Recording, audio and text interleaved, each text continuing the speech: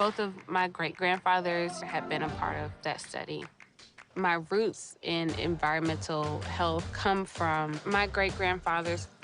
They were sharecroppers, and then later they were able to own land for their family for generations to come.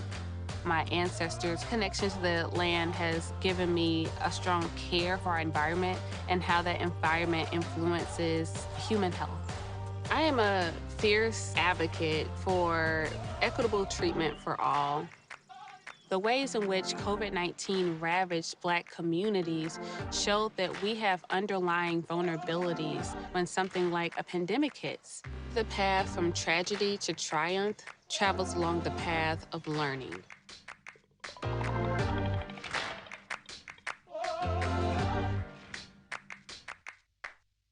Industry was hurting, but I done bandaged the rope. Now I got too sick with it. Now we done found us. You know, I mean, here comes Monmouth, the defending champs. Now they come in at North Carolina A&T for homecoming. Advice to Monmouth for homecoming at A&T. You're giving advice to Monmouth? Yes. Very much needed advice for Monmouth for homecoming at A&T. Leave the band at home.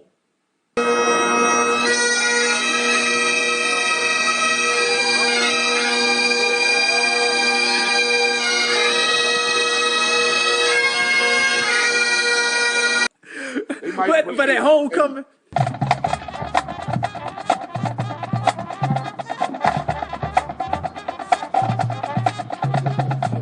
you can just get the whole 20 minutes to A&T.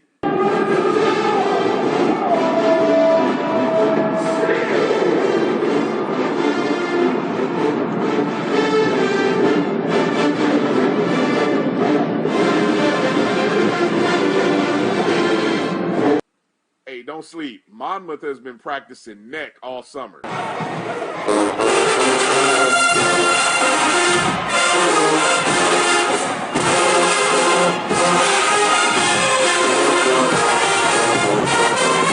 Well, when we see Dr. Lee get out there on the field, we know something. You can find our shows on Facebook at BCSN Sports Wrap, YouTube at MyJBN Online, and everywhere you listen to podcasts like Anchor, Spotify, Google, and Apple Podcasts. You can also find the show on the Jericho Broadcast Network's app. Make sure to download. We look forward to you joining the conversation and being a part of the show. The inaugural Boeing Red Tails Classic is personal to me. It's more than a matchup between Tuskegee University and Fort Valley State University. My beloved father, Colonel Lawrence E. Roberts, was a proud member of the Tuskegee Airmen. 922 brave pilots, also known as the Red Tails, fought in World War II. The Boeing Red Tails Classic is more than a celebration of HBCUs. It's a reminder of the Tuskegee Airmen's valor and sacrifice, the first class of Black fighter pilots who trained at Tuskegee Institute in Alabama during the height of Jim Crow, fighting for America, while in many ways America fought right back against them. This inaugural Boeing Red Tails Classic, this football game, is for them. And it's quite special that this game, which will be played at the Crampton Bowl in Montgomery, Alabama, opens the 2021 college football season on Sunday, September 5th at 7 p.m. Eastern on ESPNU. When you watch this game, please remember its larger meaning, that it's for a group who advocated for themselves while still facing prejudice and discrimination in the segregated Army. The Tuskegee Airmen story hardly gets told enough. I, proud daughter of a Tuskegee Airman, join others who champion their legacy and how they influence generations of Black cultural and political leaders.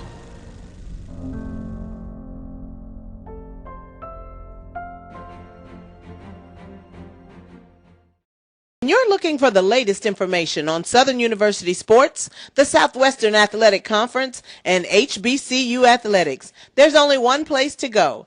Tune in to the Carlos Brown Show, exclusively on the Black College Sports Network.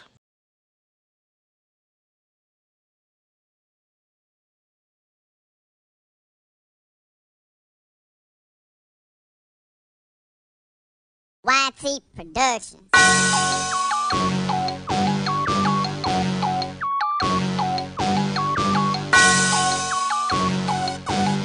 Yeah.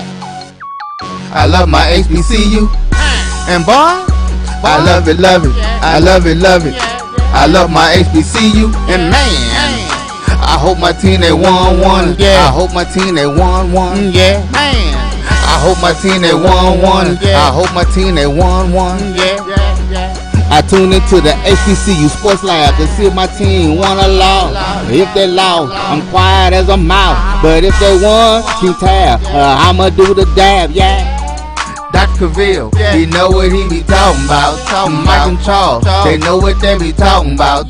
They compress the analytic data with this hip hop. If you know them like I know them, they gon' tell you if your team, if they won or lost, and who the ball.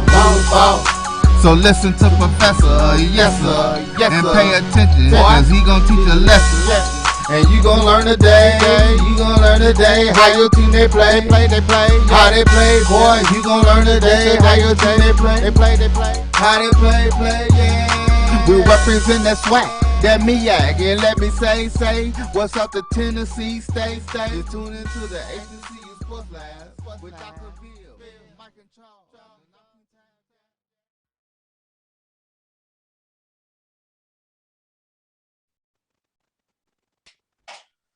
This is Dr. Bill with Inside the HBCU Sports Lab with Mike Washington and Charles Bishop. Man, welcome to episode 169. Man, it's the week before it goes down. It's about to be real.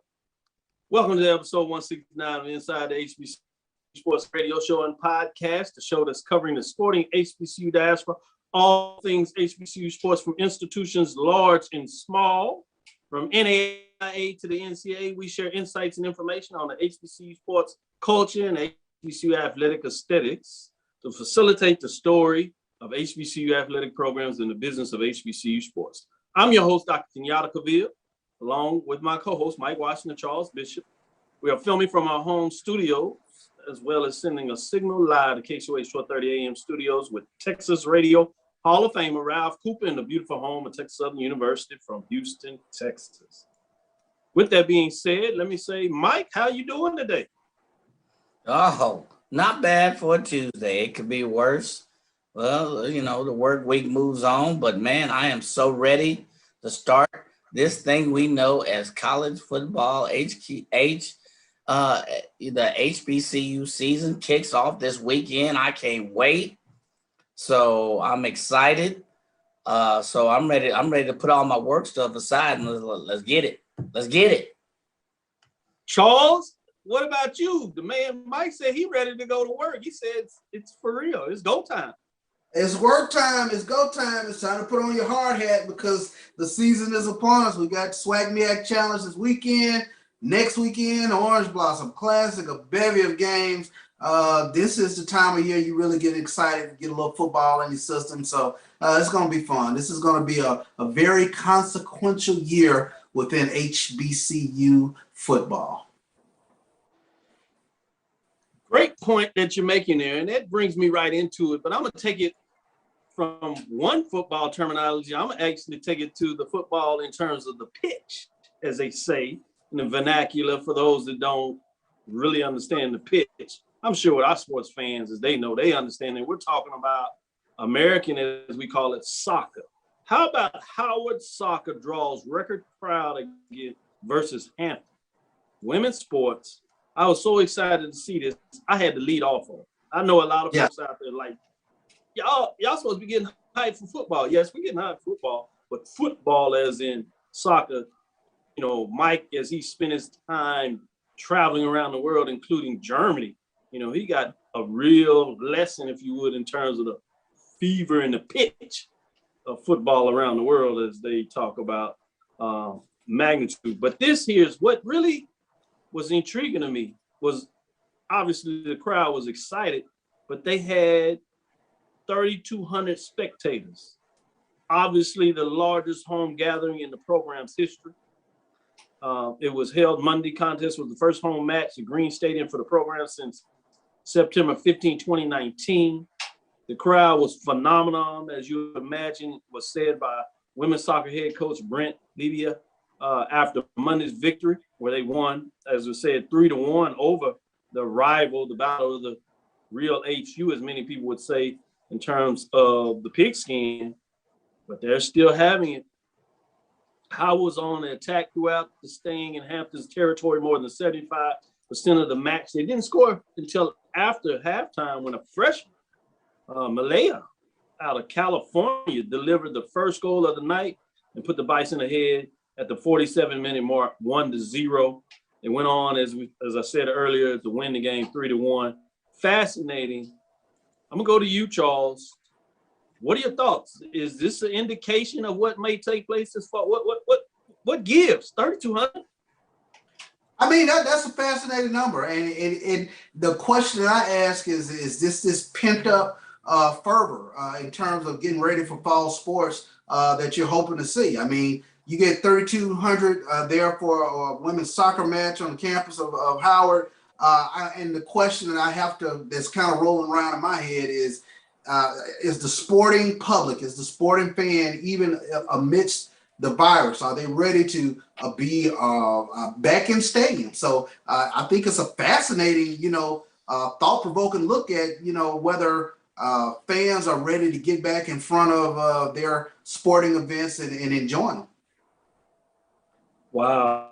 Yeah, I like the way that you bring that in. Is this an indication of what we may expect the rest of the fall, obviously dealing with COVID-19 and the various variants? But if this is any indication, basically all I can say is, wow. Mike, what are your thoughts?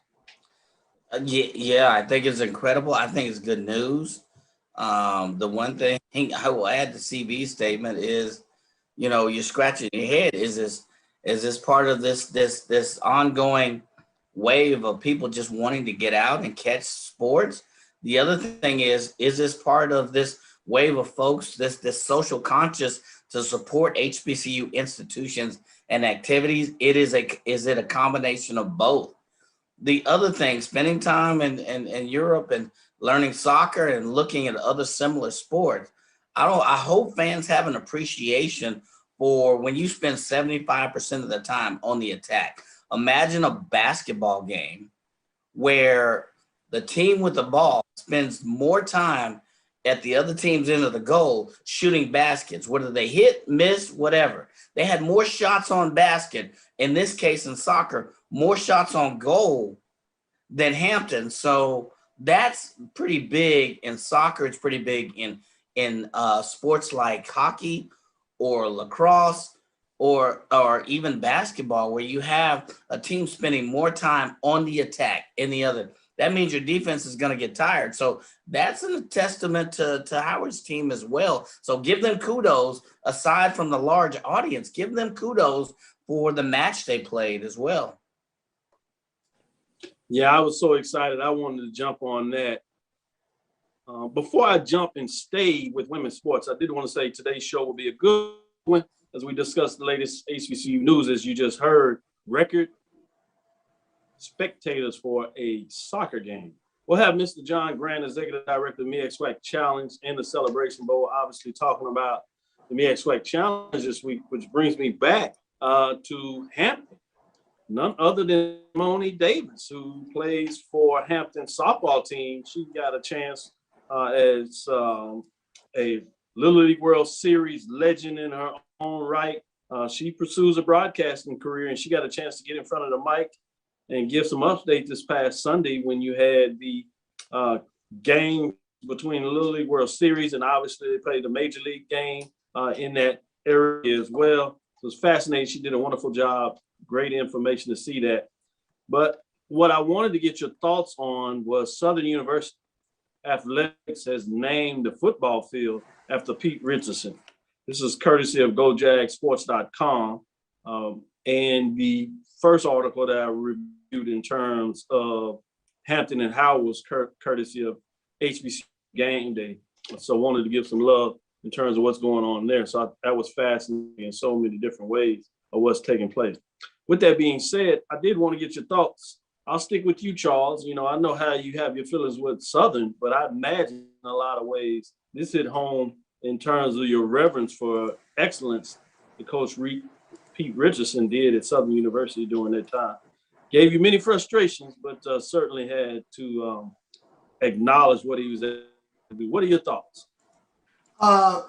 Very deserving, tremendously deserving. Surprised it kind of took this long for it to happen. But when you take a look at Coach Pete Richardson's imprint on Southern football, and let's be honest, before he got there was a malaise in Southern football, and Pete Richardson really started in the 90s, in the early 90s, really was able to raise their profile again. I know for me, of course, yeah, very frustrating, you know, but those Jackson State Southern battles in the 90s going into the 2000s were really epic. And, you know, he was a very worthy opponent. Always had Southern's teams very prepared, very disciplined. You knew that you were going to get 4 quarters of a football team that was going to fight, you know, throughout, and they were just very good. Very, I can't be anything more than complimentary of Southern football during that time period because, you know, they, in so many ways, they became the standard of what you had to go through to get to the SWAC championship. And to that point, you know, to have great rivalries, which I think is inarguable, to talk about the rivalry between Southern University and Jackson State, it goes through multiple sports, but the face of that in a lot of ways is football. But the only way you get those rivalries if you have legendary coaches facing off each other, creating legendary matchups, legendary players. So to your point is the fact that one of the reasons that you muster all that excitement for Southern is the fact that they were equal to that counterpunch, if you would, using a boxing analogy. With that, let me let Mike chime in here and see if he has any thoughts in terms of naming the field. We've seen this done here at Texas Southern University, which Coach Moreland Court. So fascinating in a lot of ways to see legends get their due in a different way. One time it was about naming the facilities. Well, you get away with that a little bit in terms of seeking maybe potential naming rights for facility, but now you see it transitioning to the playing surface. So I thought that was cool, but I want to get Mike's thoughts on this.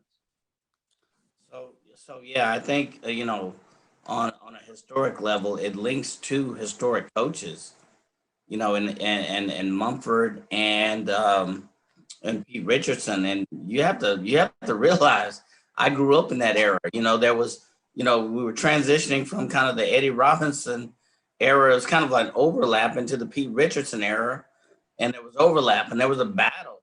And, you know, I always ask a lot of our guests, when did you first fall in love with HBCU sports? Kind of symbolic of that brown sugar question.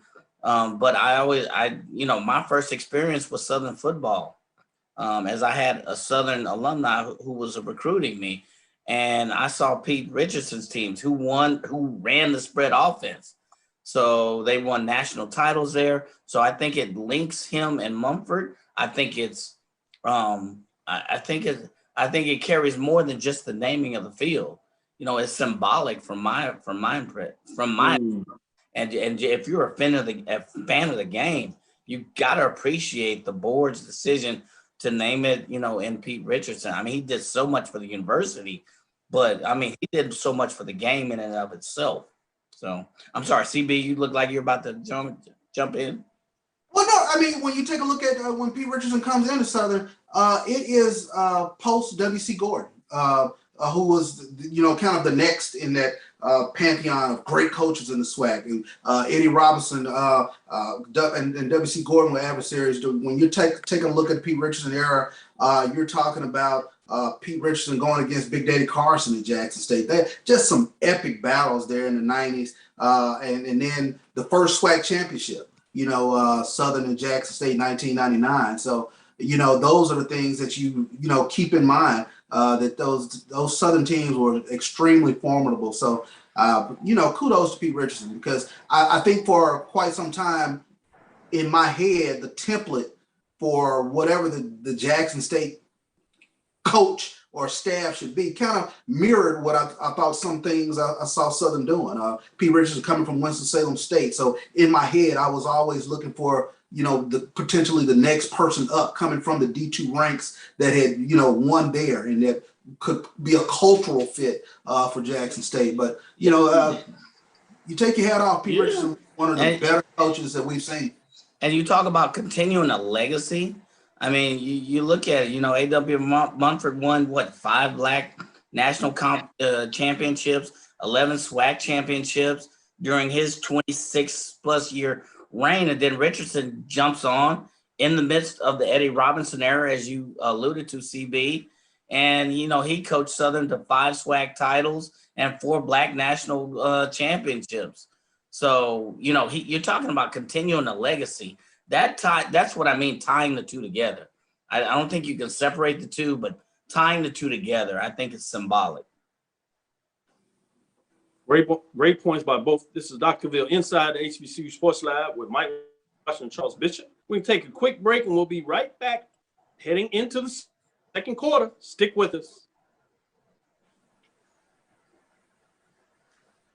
Ladies and gentlemen, it's showtime! Get ready for Cracker Barrel National Battle of the Bands, presented by Pepsi Zero Sugar. Sunday, August 29th, 4 o'clock, NRG Stadium in Houston, featuring the hottest HBCU marching bands: Southern University, Langston University, Tennessee State, Norfolk State, North Carolina A&T State, Texas Southern, Bethune-Cookman, and Jackson State. Don't miss the battle on the field and the stands with scholarships over $500,000 in counting for our HBCUs. It's an HBCU experience you don't want to miss, with a weekend of activities with the Cracker Barrel Step and Stroll, Pepsi Zero Sugar Emerging Experience, Esports Masterclass and Gaming Tournament, and the free Pepsi Zero Sugar College and Health Fair. Tickets start at just $15. Get them right now at nationalbattleofthebands.com. It's the Cracker Barrel National Battle of the Bands. Sunday, August 29th, NRG Stadium, Houston. Gates open up at 2:30. Also sponsored by Cricket and HEB. nationalbattleofthebands.com. Get your tickets right now. Let's get back to strolling instead of scrolling. Before we can safely come together, we need the facts on COVID-19 vaccines. Visit getvaccineanswers.org so you can make an informed decision for yourself and for your fam. Football bands, and one of the best fan experiences in the country. The Cricket MEAC SWAC Challenge kickoff returns to Atlanta on August 28th, along with special guests, College Game Day. Then Alcorn State takes on North Carolina Central with conference bragging rights on the line. Center Park Stadium is the place to be on August 28th. Come tailgate all day before enjoying a primetime matchup on the gridiron. You don't want to miss this. Check out MEACSWACChallenge.com for more information. Support the Black College Sports Network so we can continue to provide you coverage. Go to myjbn.com/support and be a part of the Black College Sports Network. They can follow their dreams. This is Dr. Ville with Inside HBCU Sports Lab with Mike Washington and Charles Bishop. We're talking a little bit about various HBCU sports. Great comments in the first quarter. Let's get back into it. Big game this week is SWAC MEAC Challenge matchup. But courtesy of the SWAC.org and MEAC SWAC Challenge itself was the fact that there was a little bit of a tease of matchups to come. Going all the way up to 24, and for SWAC actually going all the way up to 25. So just reported was John Grant talking about the executive director of this Cricket Celebration Bowl, Cricket SWAC MEAC Challenge kickoff, if you would. 2022, before we get in a little bit of this 2021, your 2022 in Atlanta, you will see Alabama State and Howard.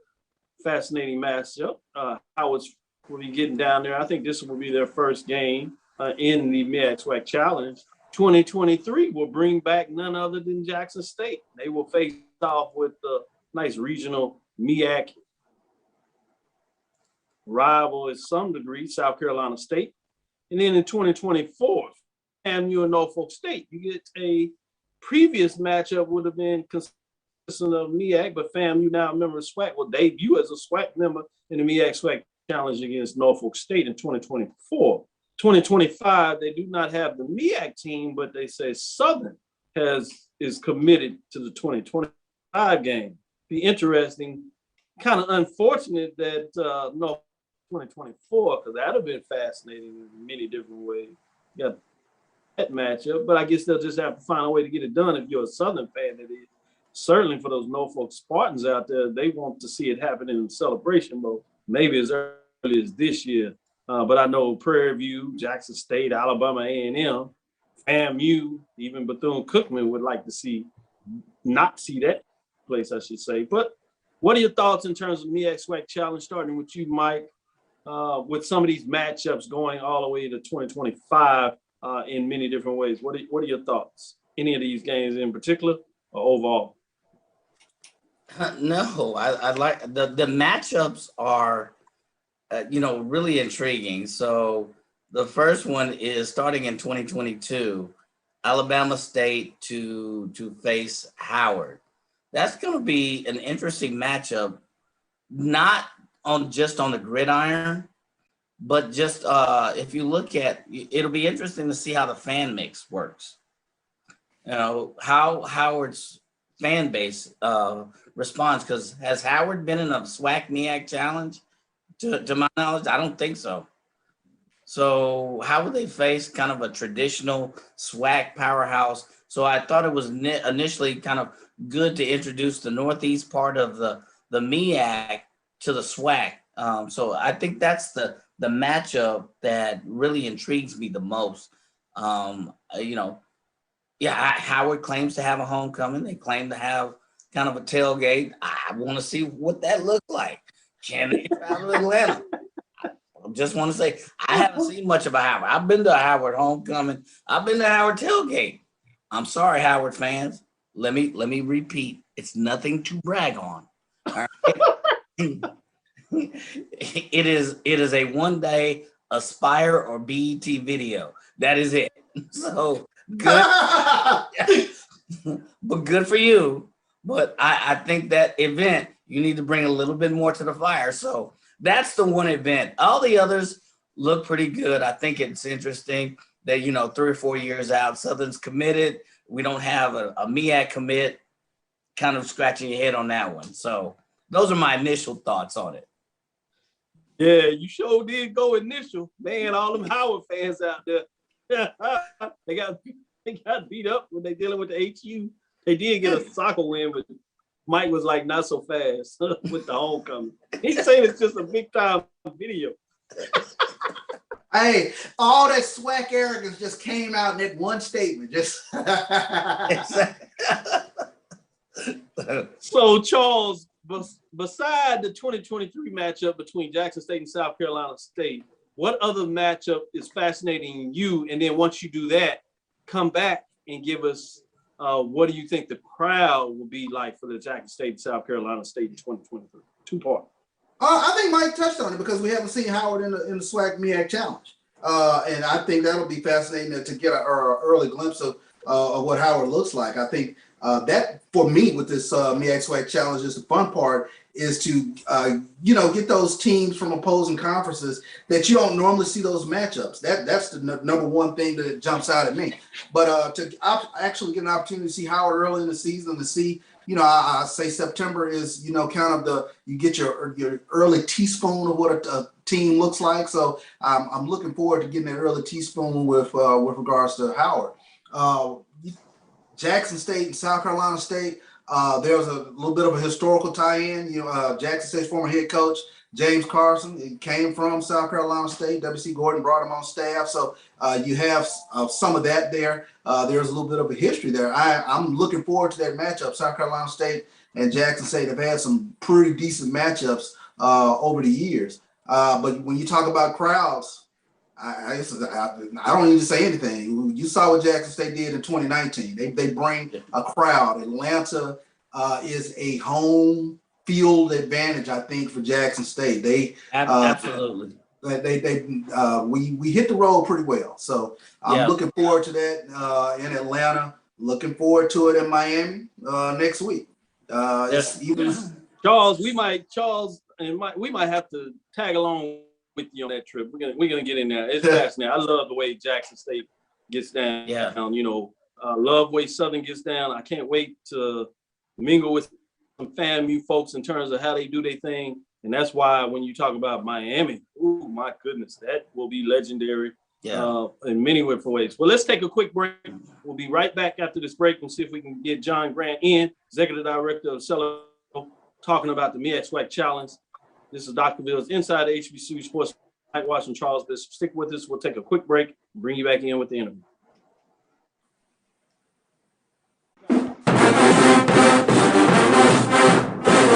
Yes, that sound means it's time once again for the 36th annual Labor Day Classic. Featuring the Prairie View A&M Panthers versus your Texas Southern Tigers for the Battle of the Lone Star State on Saturday, September 4th. Kickoff, 7 p.m. at BBVA Stadium. Don't forget the halftime battle of the bands as the TSU Ocean of Soul take on the PVA-MU Marching Storm. Tickets are available online at www.tsusports.com/LDC tickets. Let's bring the Knicks Durley Traveling Trophy back to its rightful home.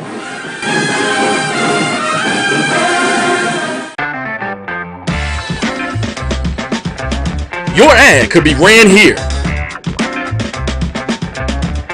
MyJBN.com/support. MyJBN.com/support for more information.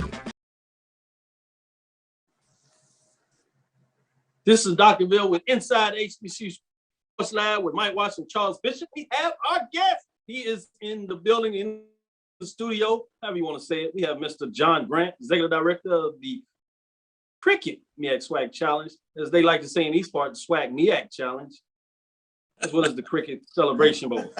Yeah, the SWAC folks getting a little excited over here, man. They got a little big heads, so you know they just changed the name up. Mr. Grant, how's it going?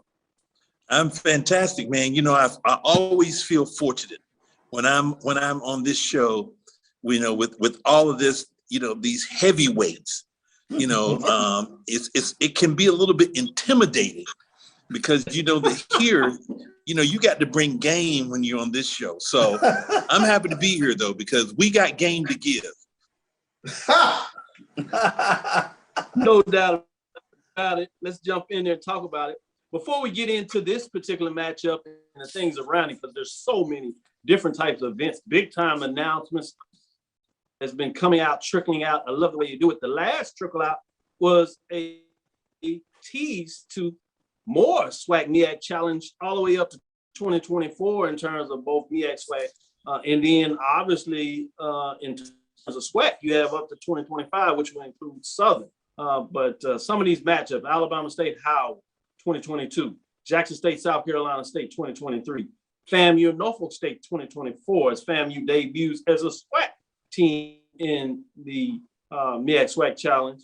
That's the Cricket MEAC SWAC Challenge with that. Before we go any further, tell us a little bit about how do you go about looking at the matchups when you put them together? What?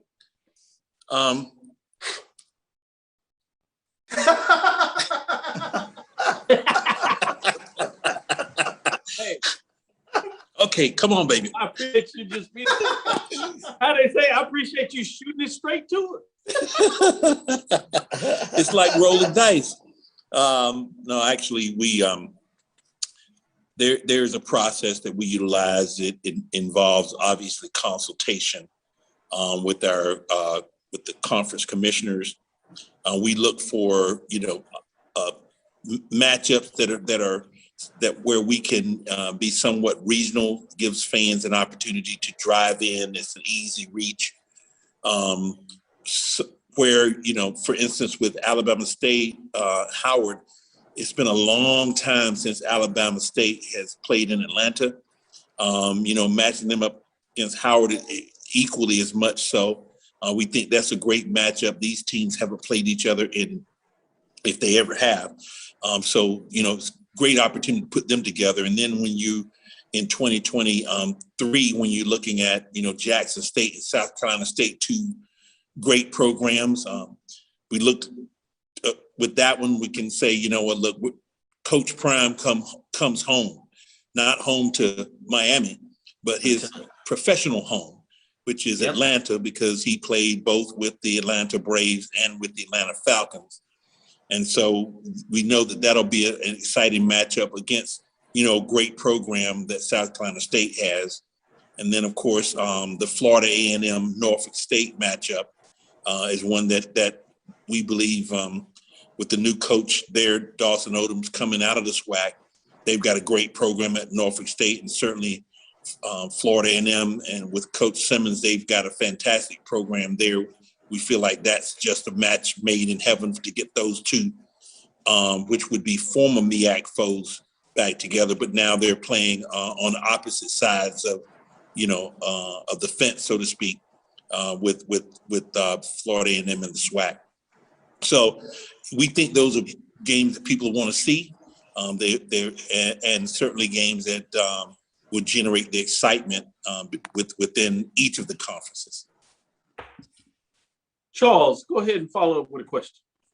I know there's things, Mr. Grant, that you sort of give fans a special something each year with either the MEAC SWAC Challenge or the Celebration Bowl. But what can fans look forward to this Saturday with regards to ESPN events, MEAC SWAC Challenge gift that you give to HBCU football?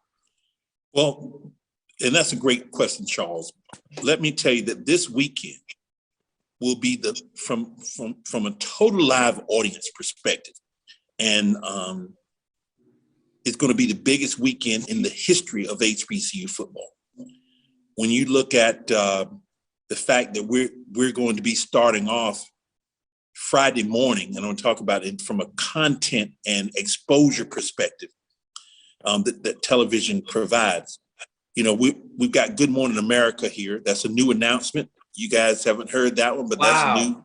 Good Morning America will be here right here early to kick it off Friday morning. They're going to be doing some cut-in from here in Atlanta. They're going to have somebody on the ground here. We roll out of that, which is, Good Morning America. We know that is one of the top morning shows on ABC, but it's the top morning show, period. We roll out of that into First Take, which is a 2-hour show that's going to be opening the show right here from Center Park Stadium, with another 2 hours of television coverage. And then we've got College Football Live that we'll be broadcasting from here. Desmond Howard hosting that on Friday afternoon for an hour. Then you open Saturday morning with College Game Day, which is the largest, college football show today. And that's another, from 9 to 12, another 3 hours of television coverage. And you haven't even gotten to the game broadcast yet, which is in prime time at 7 p.m. on ESPN. That brings you another 3.5 hours worth of television coverage. So this weekend, without question, will be the largest weekend of exposure in the history of HBCU football, with this year's Cricket MEAC SWAC Challenge kicking off all of college football in week 0. Did that answer your question, Charles? Yeah, I think so. Was that enough to give fans? And then that doesn't even include. I haven't even included what's going to happen on the ground yet. But I think that right there speaks volumes, for this weekend. Yes, sir, it does. That's huge, huge. As they say, huge. Huge. In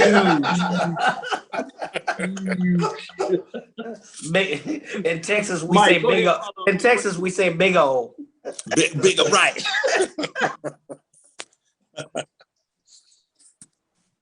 Go ahead, Mike. Ask the question.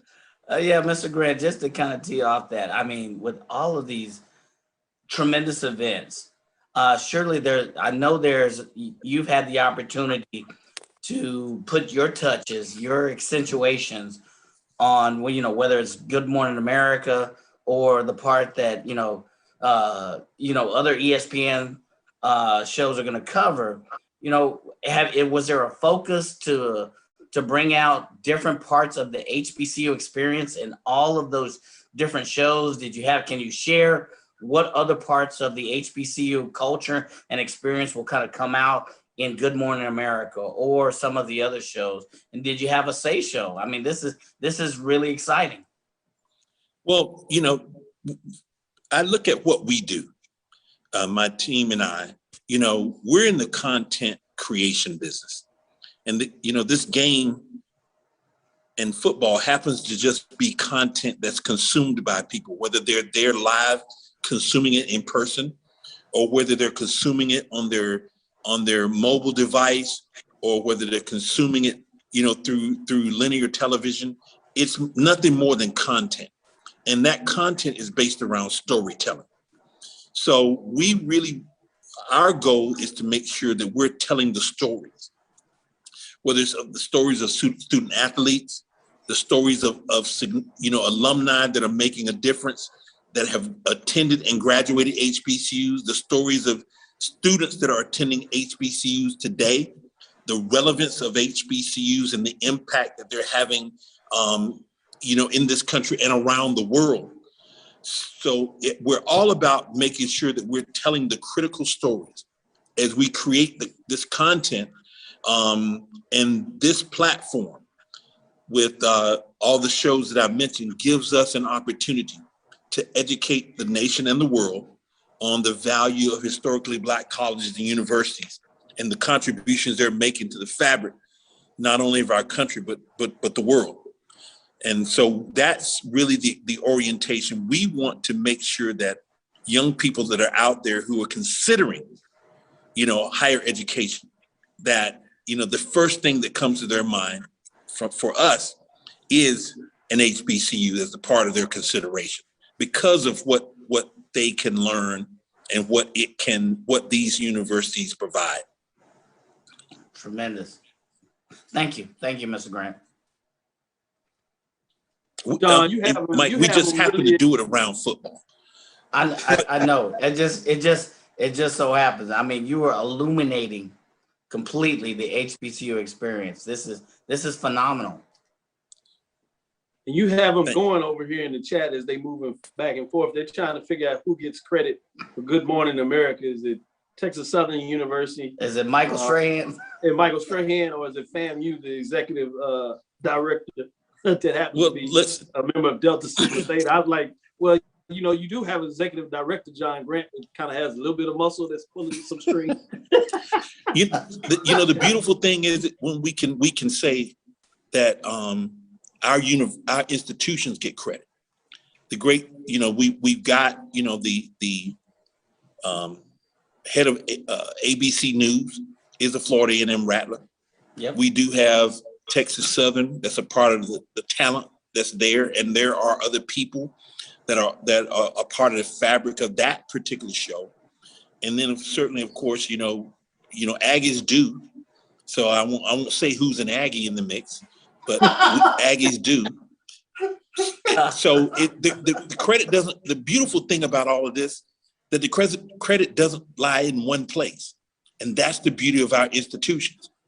Whether you went to Prairie View A&M that I'm seeing in your background there, or Jackson State, which I know Charles is going to talk about, or whether you're part of Texas Southern, or you're part of North Carolina A&T, it's all one fabric woven together and stitched together to make something that's really special.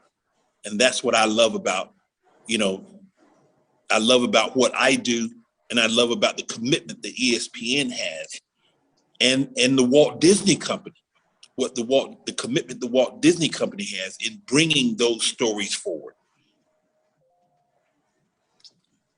Important points that you're making there. I want to go back to some more of the activities. You talked about the creative content side of it in terms of vision of getting this to so many people, but you also have the events on the ground. Share a little bit about some of the events on the ground that people can expect when they make it to Atlanta. And a big part of what we do is how we impact community. and being embedded in the community. You know, we start tomorrow in partnership with the city of East Point with the big initiative celebration they call Wind Down Wednesdays. It's a huge concert in the park in East Point, so we're part of that. Then on Thursday, we have our high school symposium where we'll be at Westlake High School, Cam Newton's high school where he graduated from. And that's, you know, we have some sessions there where we're bringing, again, content, educational content, financial literacy, managing social media, career opportunities, and leadership development to the high school seniors there. And then we've already committed over 500 seniors where we're going to be juniors and seniors, but the seniors at that school are all, we have corporate partners that are sending all 500 of them to the game on Saturday. So they're going to get a bonus from that. On Friday, you know, we have these shows we mentioned, and then we have, we're partnering with the Atlanta Braves for their annual HBCU night. HBCU night at Truist Park with the Atlanta Braves, huge event there. And they make that's a significant program that they do around celebrating, acknowledging HBCUs, and we're proud to be a part of that with them. And of course, you've heard us talk about Saturday morning, the biggest college show on earth with College Game Day, Wakes Up Atlanta and Wakes Up America, as we are welcoming the full season of college football back from here in Atlanta with College Game Day, and that's free. And we're also, with that, we're giving, providing the first 1,000 fans that show up will get tickets to our game. And we're doing that again to connect with community, for people to understand how important that is. Now, during College Game Day, we announced this week that we have Grammy-nominated a group, Migos, will be performing live during the show, and then after the show at 12, they're going to be performing as well, and they'll be at the game at 7 p.m. And then we have, let me take a deep breath. I'm not quite finished yet, but I'm getting close. There's more. The Coca-Cola fan experience, we've closed down Georgia Avenue in front of Center Park Stadium, and we're turning it into a major street festival. That's our fan experience that will run from 1 until 6. And then at 7 p.m., we're kicking off with this great game with Alcorn State versus North Carolina Central University, two teams that have not played before in their history. And I know both of them are chomping at the bit to get back on the field because they haven't played since 2019. And I've had conversation with both coaches and with players on both teams. And let me tell you, they cannot wait to get on the field, on the gridiron, and entertain us with some of the, I think, best football we're going to see opening up the season. Well, and then of course Atlanta adds everything else to that. When you come to the A, you don't have to do a whole lot here because the A brings its own flavor, and and we're excited about that. Mr. Grant, you had me at Wind Down Wednesdays. I mean, that's where you had me. I'm looking forward to seeing you guys here. And I want to thank you all because you have been tremendous in terms of what you do to keep the lights on. When no one else was shining a light or the lights were somewhat dim, you guys and programs like yours kept the voices alive. You kept the lights on for what we can see, and so we're just delighted now to amplify the work that you've been doing, for quite a long time. And my hats go off to you because we cannot do this without you. It can't happen without you and programs like yours and your peers that are telling the stories day in and day out. And again, thank you so much for that. Well, we thank you for providing those great words and really acknowledging us. But I'm gonna go back to Mike when he says Wind Down Wednesday. The sad thing about it, he was telling the truth when he said you had him at the Wind Down Wednesday. I know brother Washington, Professor watching his son say he does know how to relax. And so that wind down was perfect for him. You got it. So he'll be there right on time. And you'll see his face. I'm trying to get out on the golf course with Mr. Grant. Well, you know what? I'm planning to try to come down your way for, I talked to your AD, Ashley, who's going to be here, by the way. I told him, I'm glad that you're coming to Atlanta so you can see some real football. Shots fired. No, Ashley and I are great friends, and I'm happy that, he's coming here to just to be a part of this, because they were here in 2019, and just, happy for that. But yeah, we're planning to be down your way for the Jackson State. It's like a September 25th or something, one of your first home game. Yes.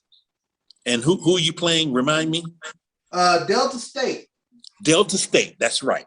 Mm-hmm. And he has a golf tournament around that he informed me of. So my intention is to come down and be a part of that. That sounds like a plan. That's perfect. And to your point, in credit to Ashley Robinson, he was a part of Prairie View when it came in 2018. So he's been involved in mixing it up with several of the MEAC SWAC challenges and making things happen. And I was there for that, and he made sure that I had a great time. I came back, and I felt I was with Charles. I felt I was part of the Jackson State family, because I'm telling you, they welcomed me like I was like, all right, this is good. I can get used to this. So I'm gonna come back with John, make sure John takes care of me, and all is good. With that being said, the last thing I wanted to make sure they got out is give them information in terms of getting the tickets. Awesome, thank you. Visit MEACSWACchallenge.com.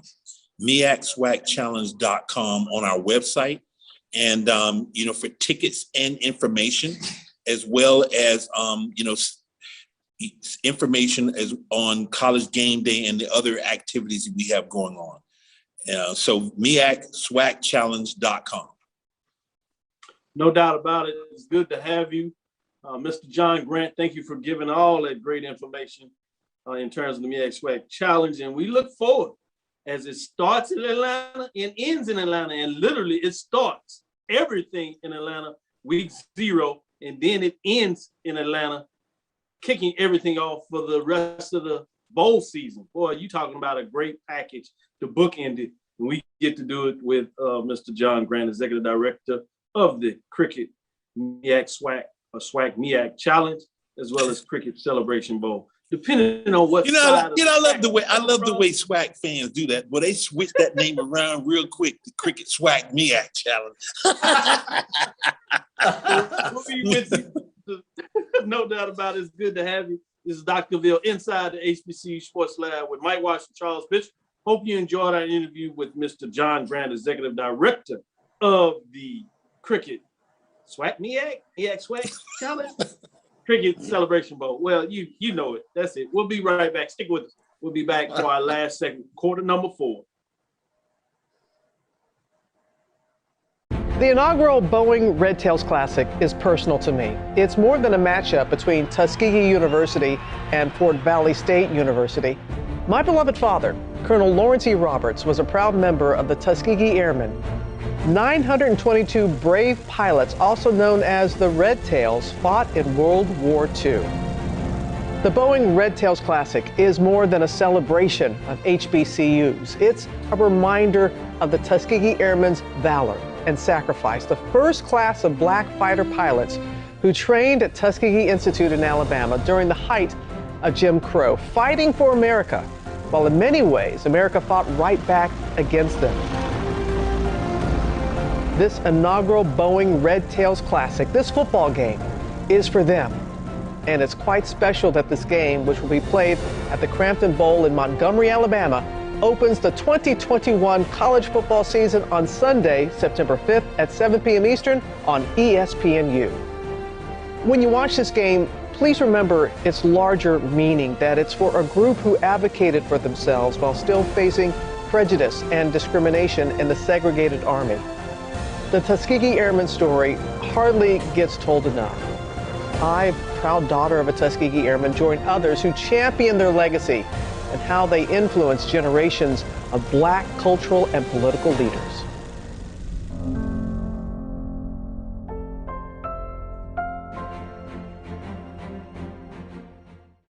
Thank you guys for what you do for HBCU athletics. This is a fantastic avenue for all of us. This is our ESPN, so we love what you guys do. Brian, AD, Roy, all you guys at BCSN. We really appreciate what it is that you guys do for us.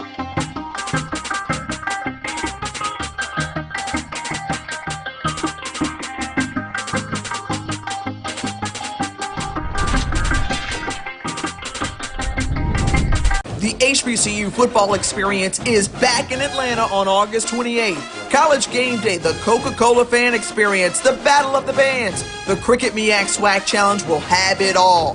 Visit MEACSWACChallenge.com for more information.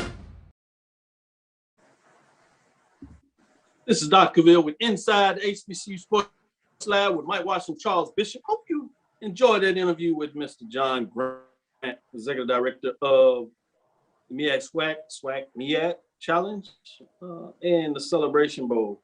With that being said, I wanted to talk about HBCUProSportsMedia.com. You heard me tease that out when we came together as HBCU Black Media, if you would, and covering those that have a focus on covering HBCU sports and all things, like I like to say, the sporting HBCU diaspora, where we're debuting our poll rankings. This is the preseason poll rankings this week, starting with the mid-major division. You can go to HBCU Pro Sports Media if you want to listen to it. You can check out the Knights of the Round Table. You can go to BCSN to check that out, where they break it down on a segment there. But we'll give you the top 5, and you can get the rest of the top 5, if you would, by going to either of those links to get the information if you haven't already. Starting at number 5 in the mid-major, you have Albany State out of the SIAC. They have their next game, 9-2, which is away, and they are at Mississippi College. 67 points, really tight in some of the voting here. So it's going to be fascinating to see how this thing matches up as we continue to go. So number 4, out of the CIAA, their next game is 9-4, home versus Lenore Ryan. 68 points, bringing us to number 3, going back to the SIAC. Their next game is against Valdosta State, and that is on September the 4th. At number 2, you have Miles College out of the SIAC as well. So you see the SIAC so far is loaded. They have 3 of the top 5 programs thus far. They also play on September 4th, and that is on the road at Alabama State. They have 97 points. Number 1 was unanimous. 13 votes, 130 points. Out of the CIAA is none other than Bowie State. The Bulldogs will play the MEAC team out of the MEAC, Delaware State, on September 4th. Gentlemen, what's your thoughts on the mid-major poll for the HBCU Pro Sports Media as they debut the poll rankings as you see here? Starting with you, Mike, what are your thoughts? Oh, it's all good with a few exceptions. You can move Savannah State up. You can go ahead and comfortably do that. Wow. Albany State, you could also move them up. They've been a lot more competitive in the past, I'd say 3 years, and a lot of people give them credit for. They have actually in their head-to-heads with Miles, I believe they are 3 out of 5. The last 5 times they faced Miles, they lost last in 2019. They beat Miles in the regular season, lost in the championship or the playoff. But the previous games before that, they've had a chance to get the better of Miles. So Albany State had, Albany. My wife's from Georgia, so you better say it right. So you better, they have a good culture in their football program. So I would move them up as well. Other than that, Bowie State, they've proven to me they've been kind of the head honcho for the last couple of years. They deserve to start the season at number 1. Can they reload once again? And I believe they can. Fascinating when you talk about what that looks like. I would say before I go to you, Mike, Charles, is the fact Langston is not in their top 5, unlike the poll ranking that I have, and many of you talked about this. Looks like everybody else has a vision of Tuskegee that I don't have in the poll ranking. So we'll see what that looks like. Besides that, they have Tuskegee in the top 10, Langston in the top 10.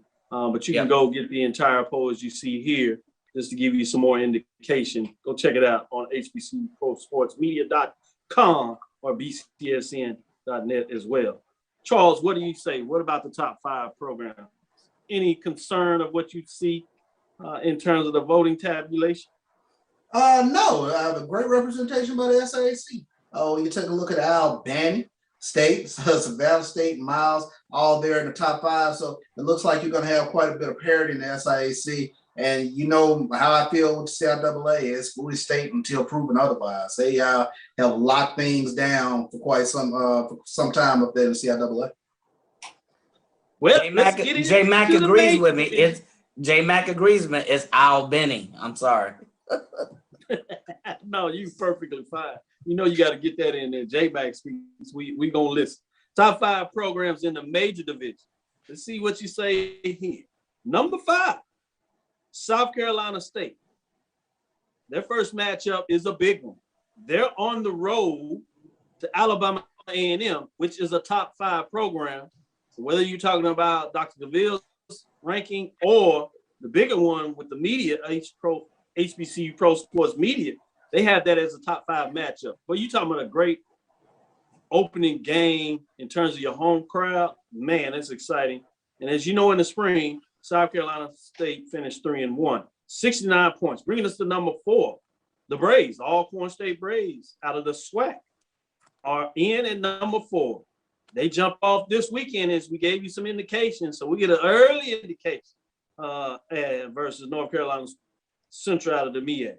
At number 3, FAMU, as a SWAC member, is up in here, and they have Jackson State in terms of that. They have 106 points, 1 first place vote. I don't think Charles believes in FAMU, but we'll get to see it play out on the field, and we'll give him a chance to give his thoughts. Number 2, surprising to some, not many. While they have more first place votes, they didn't get total enough points to be number 1. They play South Carolina State. As I said, they hosted. They were 5-0 in winning the SWAC and the Black College National Championship this spring. 121 points, 7 first place votes. At number 1 with 102 points, debuting in the Big South is North Carolina A&T. They are away on September 4th if they play Furman University. 6 first place votes for 120 points. Starting with you, Charles, what are your thoughts in terms of the top 5 programs? Jackson State is top 10. They are number 8. So you do get a top 10 matchup that opening week 1, as everybody would say, down in Miami. That is a top 10 matchup according to HBCU Pro Sports Media. They finished the spring 4-3. So it's fascinating there. Just to give you some of those teams in the top 10, if you would. What are your thoughts in terms of the top 5? Was that Grambling in the top 10? Yeah, they had number 9. Okay. Whoa. All right. 0-4 in the spring, they have them in the top. Grambling was in the top 10, really? Yeah, well, okay. Yeah. They didn't. All right. People don't believe in Prairie View. People don't believe in Norfolk State. Prairie View was not there. Norfolk State wasn't there. And you know what? Some votes, but not enough to get in the top 10. Charles, what do you think? Apparently, UAPB ain't good enough to be in the top 5. And UAPB is not in the top 5. They are the Rodney Dangerfield of the SWAC West. Gee whiz. Man. They can't get no love. Well, you know, everybody believes in FAM. And you know, I see this FAM there at number 3. They're breaking in a new quarterback. Their leading rusher coming back, Bishop Bonnet. I think he only rushed for 400 some odd yards, but okay. FAMU at number 3. So, but I agree with A&M, Alabama A&M, and A&T 1 and 2. Alcorn at number 4. I haven't seen Alcorn in a couple years now, and they are breaking in 4 new offensive linemen. But they can be explosive, but you got to protect Felix Harper. That's a great point. You talk about the offensive line play, and people don't realize that. You know, yeah, you got Felix Harper, and he is dangerous in multiple ways. But he is not the same type of player that if those offensive linemen are not busting and putting in holes so they can run the ball, he becomes a little different type of player. So it'll be fascinating to see how that looks. Before I go to Mike, if you talk about Pine Bluff and you want to push them in the top 5, who are you pulling out? It sounds like FAMU, but is that the case? Talking to you, Charles. Oh, yeah. Before I go to Mike, I would probably move either FAMU or Alcorn out of that 3-4 slot because, like I said, I think Alcorn, as explosive as we saw them in 2019, I think they have some pieces and they have some questions along the offensive line. FAMU, kind of the same thing. I mean, when you're breaking in a new starting quarterback, and although he does have game experience, but essentially it was Ryan Stanley's Florida A&M offense when we last saw him. So I have questions with regards to how explosive Florida A&M actually is. Brother Brian Gauthier wants to let you know that FAMU's quarterback that you're talking about beat A&T in 2019 in the game. And I want to remind you that he feels they okay at the quarterback position. Mike, what are your thoughts? Great point. Top 5? Yeah, can I ask that we put the top 5 up again? Yeah, thank you very much. South Carolina State. I think you could take them out of the top 5 and put a UAPB at least at 5. Yeah. They lost by an order of magnitude against Alabama. It wasn't a close loss. It was 32-7. And I don't care what you say about the first quarter and who was competitive. They lost 32-7 against Alabama A&M. So I think you could take South Carolina State out. They will be competitive. They will be one of the top teams in the MEAC. But I think the West has proven to be stronger. And I think UAPB has enough of their offense and their defense to at least warrant that number 5 preseason ranking.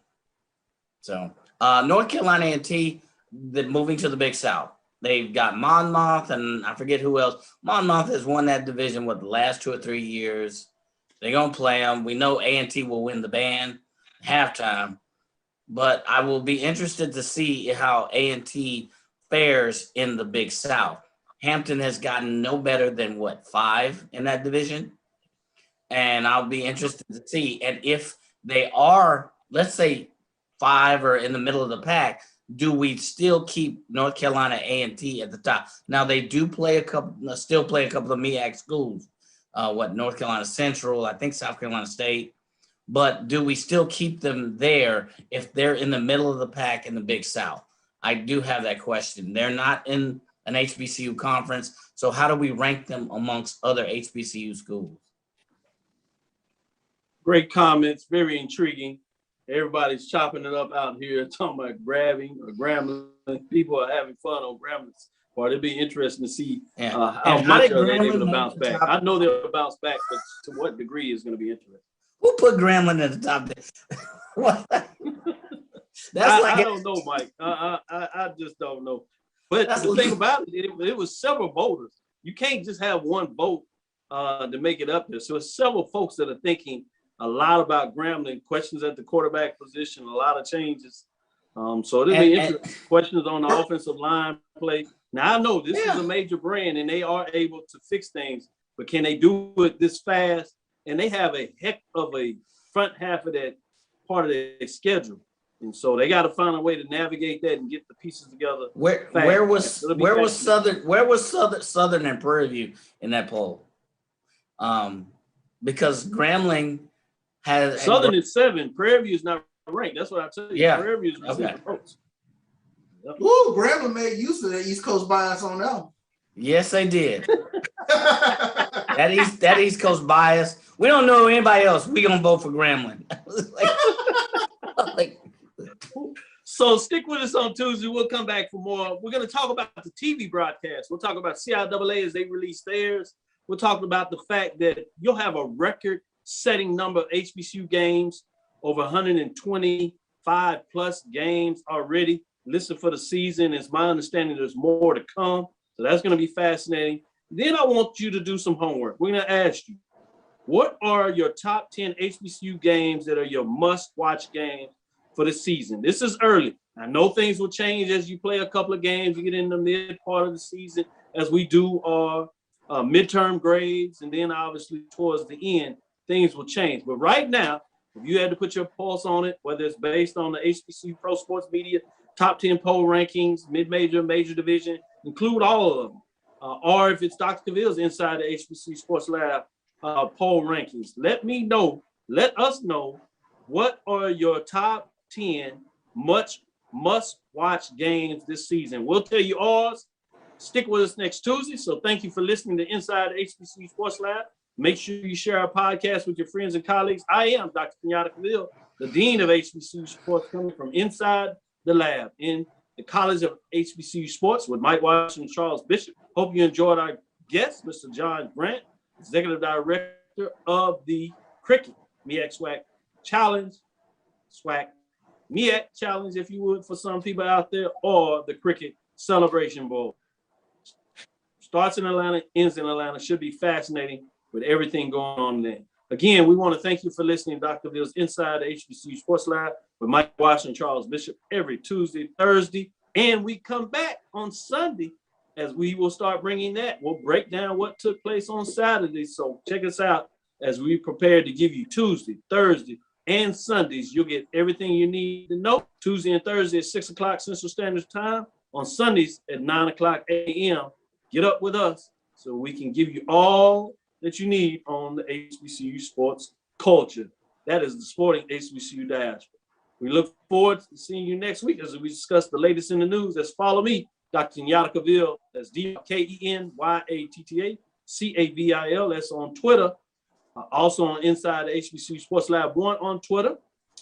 Facebook is Inside the HBCU Sports Lab on YouTube and Facebook. Dream big. Continue to move forward. We will talk with you soon. Charles. Of course. Mike. Lecture. Dismiss.